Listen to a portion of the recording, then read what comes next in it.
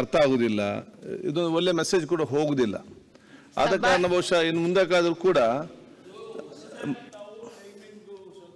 ಏನಿಲ್ಲ, ಮಧ್ಯಾಹ್ನ ಯಾವ್ದು ಬದಲು ಆಗಲಿಲ್ಲ, ಅದಕ್ಕೆ ಸ್ವಲ್ಪ ಅಡ್ಜಸ್ಟ್ ಆಗೋದಕ್ಕೆ ಸ್ವಲ್ಪ ಸಮಯ ಹಿಡಿತದೆ ಮಾನ್ಯ ಅಧ್ಯಕ್ಷ, ಅಷ್ಟೇ, ಬೇರೆ ಏನಿಲ್ಲ. ಸ್ವಲ್ಪ ಅಡ್ಜಸ್ಟ್ ಆಗ್ಬೇಕಲ್ಲ ಟೈಮಿಂಗ್. ನೋಡಿ ನಿಮ್ಗೆ 126 ಇಲ್ಲ, ಈಗ ಅಷ್ಟೆಲ್ಲ ಸಮಸ್ಯೆ ಆಗುದಾದ್ರೆ ಇನ್ನು ಮಧ್ಯಾಹ್ನ ನಂತರ ಸ್ಟಾರ್ಟ್ ಮಾಡುದು ಬೇಡ, ಇಲ್ಲಾಂದ್ರೆ ಆರಾಮ ನಿದ್ದೆ ಮಾಡಿ ಬಂದು ಮತ್ತೆ ತಗೊಂಡು ಹೋಗುವ ಅಂತ ಹೇಳಿ. ಈಗ ವಿಚಾರ ಏನಿದೆ ಅಂತ ಹೇಳಿದ್ರೆ, ಬೆಳಿಗ್ಗೆ ಬೇಗ ಬರ್ಬೇಕಂತ ಹೇಳಿ ವ್ಯವಸ್ಥೆ ಎಲ್ಲ ಸೇರಿದ್ದಾರೆ, ಬರ್ತಾರೆ. ಈಗ ಮಧ್ಯಾಹ್ನ ಒಂದು ಸಮಸ್ಯೆ ಇದೆ, ಇದಕ್ಕೊಂದು ಈಗ ಸಮಸ್ಯೆಗೆ ಪರಿಹಾರ ಕಂಡು ಹುಡುಕುವಂತ ಕೆಲಸ ಇವತ್ತು ಮಾಡ್ಬೇಕಾಗ್ತದೆ. ಒಂದು ಸಣ್ಣ ಸಮಸ್ಯೆ ಆಗ್ತಾ ಇದೆ ಸಾಹೇಬ್ರು ಹೇಳ್ದಂಗೆ.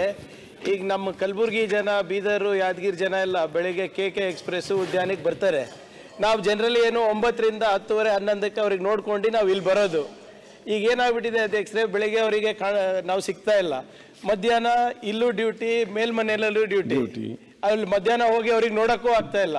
ನಮ್ಮ ಕ್ಷೇತ್ರದ ಜನ ಎಲ್ಲರೂ ನಮಗ್ ಬೈತಾ ಇದಾರೆ, ಕಾಣೆ ಆಗಿದಾರೆ ಅಂತ.